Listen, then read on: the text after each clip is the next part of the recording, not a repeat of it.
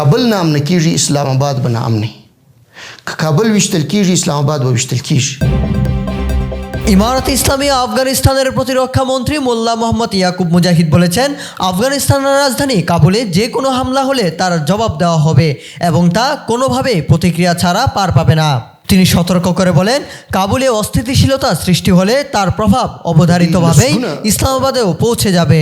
ফৌজি খালক ও নিজামিয়ান ওয়াজিল। তিনি আরও বলেন, পাকিস্তানের সামরিক শাসনের সাম্প্রতিক হামলায় নিহত বেসামরিক নাগরিকদের রক্তের প্রতিশোধ আফগান বাহিনী নিয়েছে। তিনি বলেন, এই হামলার জবাব ছিল দ্বিগুণ শক্তিতে। প্রতিটি বেসামরিক শহীদের বিপরীতে কয়েক ডজন পাকিস্তানি সেনা নিহত হয়েছে।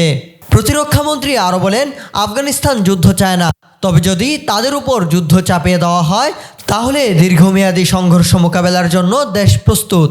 ইফতার মাহফিলের আয়োজন করতে হল খুঁজছেন? চলে আসুন রাজধানীর গুরুত্বপূর্ণ এলাকা পুরানা পল্টনে অবস্থিত ডিসিসি হলে। বিশেষ অফারে হল বুকিং চলছে।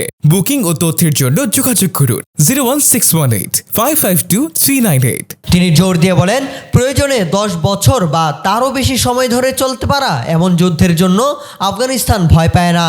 তিনি বলেন, দেশের মাটি ও জনগণকে রক্ষা করা আফগানিস্তানের সর্বোচ্চ অগ্রাধিকার এবং এ অবস্থান থেকে কোনোভাবে পিছু হটার প্রশ্নই ওঠে না। মোল্লা ইয়াকুব মুজাহিদ আরও বলেন, আফগান জনগণ ও তাদের সশস্ত্র বাহিনী কোনো আগ্রাসনের মুখে হাত গুটিয়ে বসে থাকবে না।